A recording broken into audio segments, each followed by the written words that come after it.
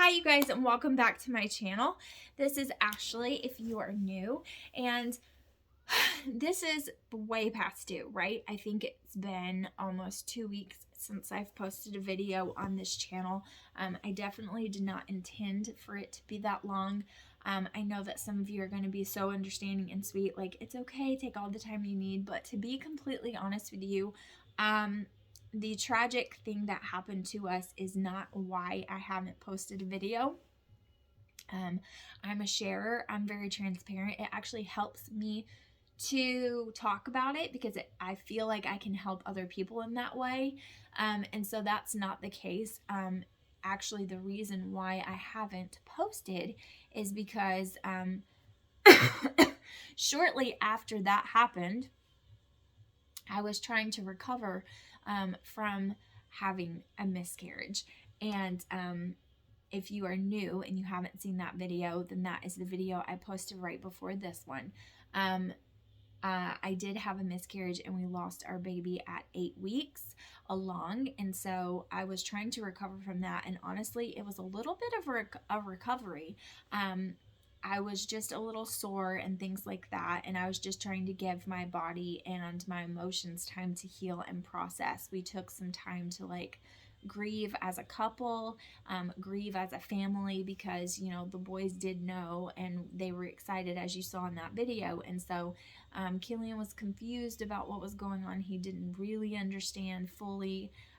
He is about to be 6, and so death he understands, but he doesn't understand. And so we were trying to go through all that as a family, and I'll talk about more of that in a minute. But I also contracted COVID. So I got COVID and my boys have shown some symptoms, but so they probably have it. We are not going anywhere. Joshua was off for a few days, and so anyway, and so I'm not going to say it was a good time to get it, because it wasn't, but it was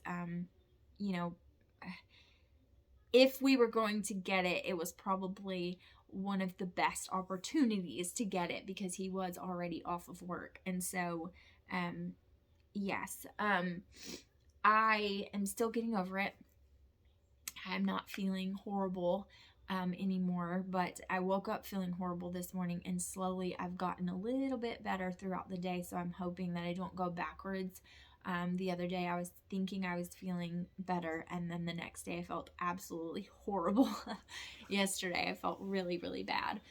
Now I'm just kind of congested and sniffly, and just the breathing aspect of it sucks, and the headache is really bad now, and my eyes actually hurt when I move them. Like, my eyes hurt. But I am recovering from that, and hopefully the boys don't get it too badly. I think that Joshua is probably in the middle of it, and his symptoms are a little bit different than mine.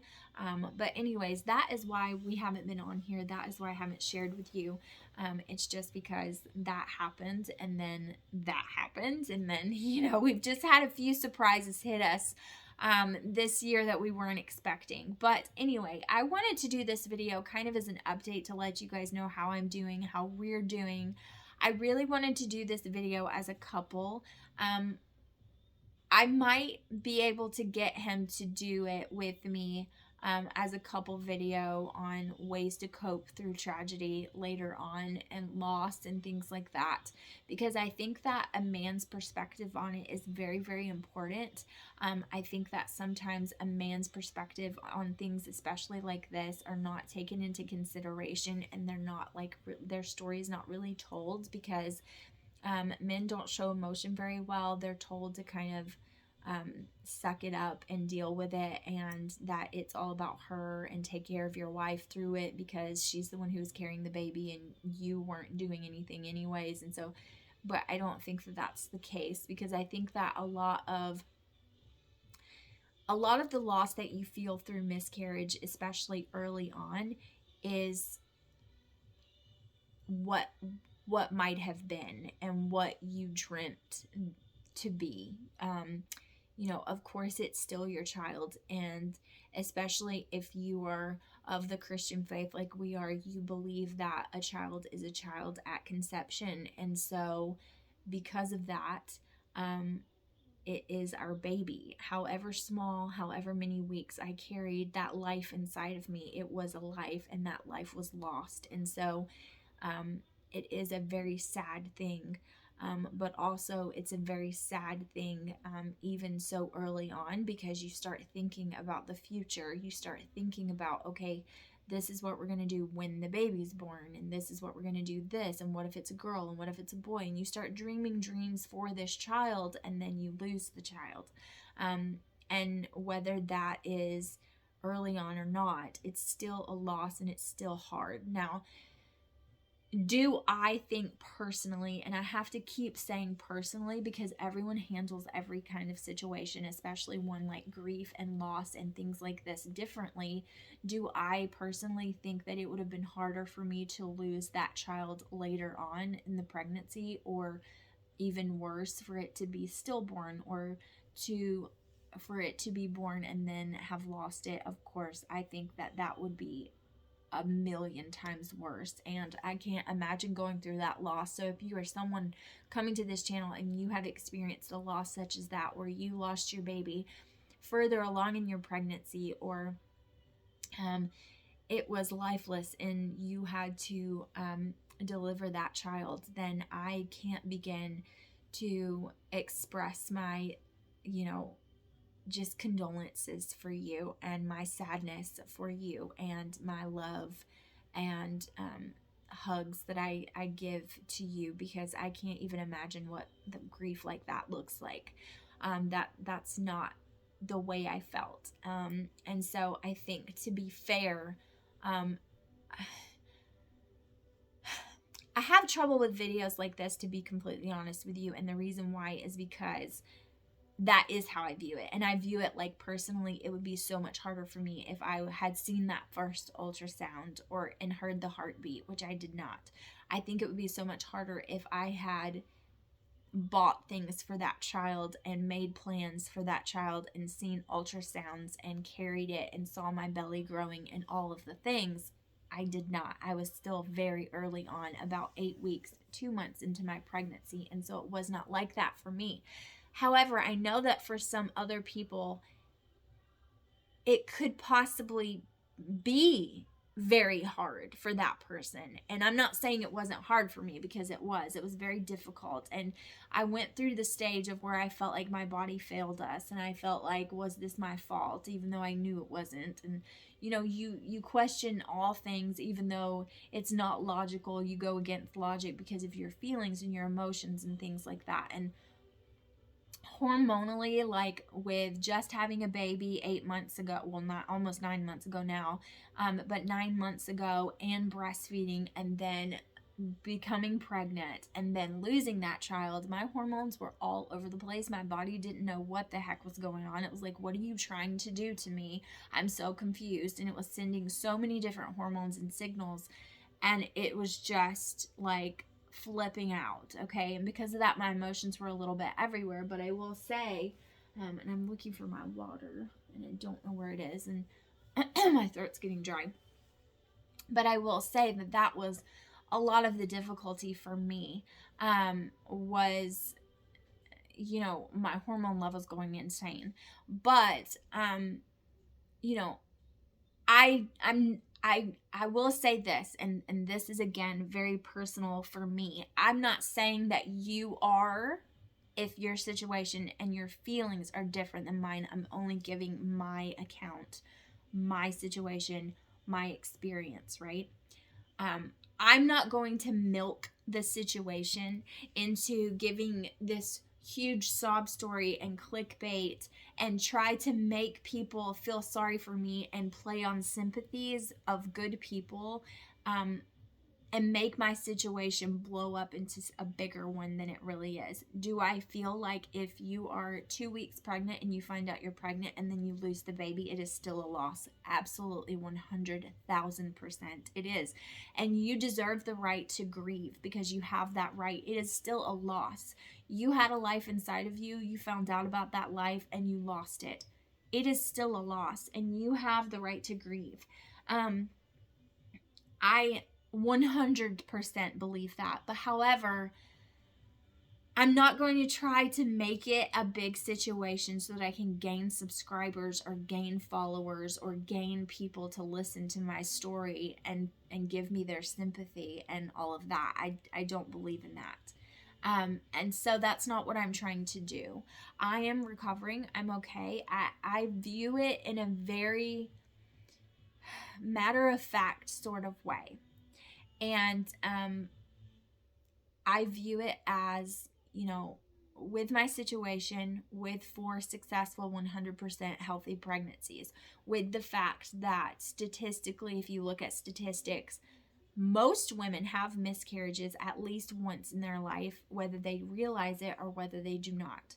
This might come as a period that's just a little bit late and you thought, oh my gosh, I'm pregnant, and then you just didn't check, or maybe it was too early to tell, but then you got your period. You did indeed have a miscarriage. It was just really early on. Some people have miscarriages, just a couple of weeks, just 4 weeks, just 5. It just so happens that I found out I was pregnant and then had a miscarriage a few weeks later. If it weren't for me finding out at the time I did, and I found out I waited, I would have thought that it was just another period. Now with me, it's a little bit different because it wasn't just blood. Obviously at 8 weeks pregnant, there's things you have to pass other than just blood, and that's all I'm gonna say about it. I don't want to make anybody upset, but I would have noticed that something was going on. But some people don't. Some people it's earlier than what happened to me, and some people they don't even realize that that's what's happened to them. So, with all of that being said, I do believe that it was one of 2 things, which this is what the doctor confirmed and told me. It was probably a genetic mutation where there would have been something very, very, very badly wrong with the baby. And it would have greatly affected its life or not been able to survive at all through the pregnancy or through birth. Excuse me. Or 2, it was improperly implanted in the wrong place. It couldn't receive blood supply, so it was never going to grow to begin with, and my body needed to get it out or it could have harmed me. I look at that and I think, okay, well, this is God not taking my baby from me, but this is God protecting my baby from a life that was not a good life to live. Instead, he has that baby wrapped in his arms, and he is taking care of that baby, and I will see that baby one day. Whether you believe that or not, that's what I choose to believe. And one day I'll see that baby, and I will see all of the dreams that I had for that baby. I will see what they looked like in their fingers and their toes and the person that they were supposed to be, because this is just the way it happened. And is it fair? No, but life is not fair. But it is just. God is not a fair God. He is a just God, and there's a difference. And so I can come to terms with that in my head, and I can make peace with that. And I can use God as a comfort. I know I told you my story, how I gained comfort from that room and those people. I can gain comfort in knowing that God is with me in all things. And he can wrap his arms around me like nobody can. And I can gain comfort and peace from him. And so that's where I'm at. I wanted to ask my husband to do this video with me, like I said, because I feel like a man's perspective is important, but it's not always shown or appreciated in these kinds of circumstances. But I don't want to try to force him to do something like that, and I feel like that's what I would be doing. I don't think emotionally he's ready for that. I think that he's better off than he was when we started. It was about 2 weeks ago that this happened. Actually, I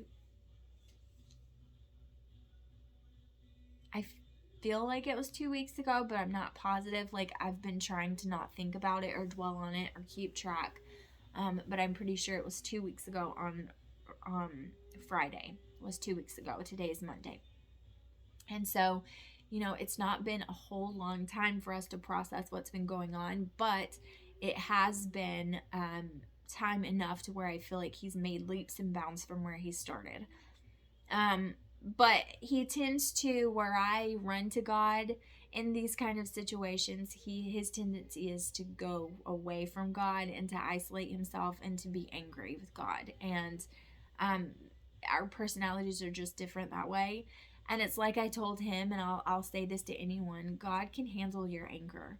God's not afraid of your anger. God gave you that emotion. The Bible says, be angry and sin not. God's not afraid of your emotions. He's not afraid of your anger, and he's a big God, and he can take care of that, and he can handle you being angry at him. It's not, if your relationship with God is so shaky and so weak that you can't handle being mad at each other, because if you don't think God gets mad at you, if you can't handle being mad at each other and you telling God you're mad at him, if you think that you can't handle that, then that's not a real relationship. You know what I mean? God can handle you being angry at him. He can handle you telling him you're angry and why you're angry. You don't have to be disrespectful, but at the same time, you don't have to be so formal and tiptoe around God. God is a big God, and he can handle your bad and tough and negative emotions, and he can help you through them. And if you need to be angry at him and tell him, then that's what you need to do. And that's what I told my husband. I feel like I said, I feel like he's coming along, and he's come a long way in 2 weeks, but I feel like he's still having a little bit of those anger or just emotional issues about it. He goes about emotional things way differently than I do. You can say that it makes me such a strong woman. You can say that it makes me hard. You can say it makes me non-feeling. I don't know. That's just the way that I am. The way that I am in tough situations, I look at it and I say, okay, what can I do about it? Okay, let's do those things. What can I do to put this in a positive situation for me? What can I do to press forward? Okay, let's do those things. And the things I can't control and not do about it, I'm going to give it to God at that point, because that's the only person that can do anything about it. The things that are beyond my control have to be in his control, and that's the way it has to be.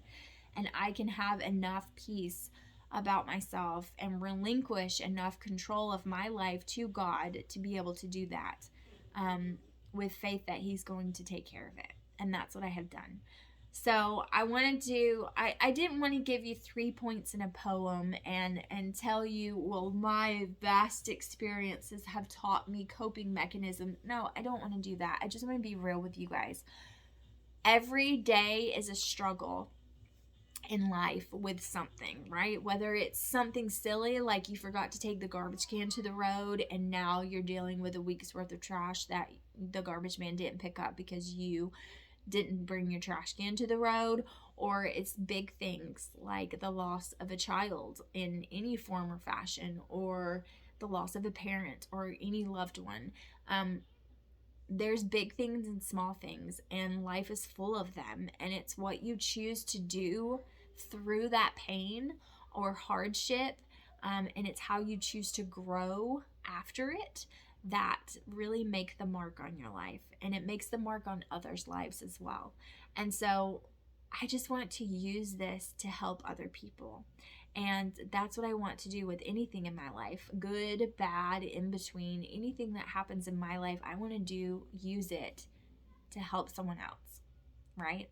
Like my favorite scripture, I have it tattooed on my arm. All things work for the good of those who love him and are called according to his purpose. But you have to choose to allow God to work that for your good, because if you don't relinquish your life over to God and allow him to work in the situations that the devil meant to make you fail and make you fall, then he won't. God is a gentleman. He's not just going to come and meddle when you won't give him access. And so that's the way I try to live my life, giving God full access to do anything that he wants to do, because I want those things to be made good and be purposeful and not fall to the wayside and say, well, this is just a horrible thing I went through and now I'm going to use it as a crutch or baggage. I don't want that. I want it to be used for something good. And so I hope that that is what I can give you guys. I hope that if anybody is struggling with a hardship or heartache or trouble of any kind, sadness, it doesn't mean that you went through the same thing as me, but maybe you're going through just an emotional time right now. Maybe you're lonely, or you're depressed, or you lost someone, or maybe you're just not feeling yourself right now. Maybe you're just struggling through it, you're on the struggle bus for whatever reason. I hope that I can be an encouragement to you today and let you know that if you give God access, then he can take control of that situation and use it for your good. And he can use that situation, whatever it is, how small or how big, to help somebody else. And that's all I want. That's all I want. That's why I started this channel. That's why I do anything that I do, because I just want my life to shine a light for somebody else. Whether it's through a smile or freaking entertainment, who cares? But I just want it to make a difference in some way or another. And so I wanted to let you guys know how I'm doing, update you guys on what's going on. I will be doing vlogs again soon. I've tried to vlog a couple of times, but I've just felt so crummy, like I just couldn't continue on. Haven't been resting very well, or just laying around, because it's just not in me to do so. And I have like a billion kids, in case you didn't know. So, but I really appreciate you guys. I appreciate all your kind words and your thoughts. Some of you have emailed me or messaged me or commented on these videos, commented on my other videos, commented on Facebook. You guys have been so sweet, and I really appreciate each and every one of you. And I thank you guys so much for supporting me on any of the 3 channels that I have on here. And I cannot wait to start vlogging again and get a good start, a running start to this year. It's been kind of rocky so far, but I know that level ground is coming, and I can't wait to hit it running and get some cool content up for you guys. There's still video series that I am dying to do. It has taken me way too long to put it together, but I am dying to do it, and I cannot wait. And so thank you guys so much for watching. I truly appreciate each and every one of you, and I'll see you guys in the next video. Bye, guys.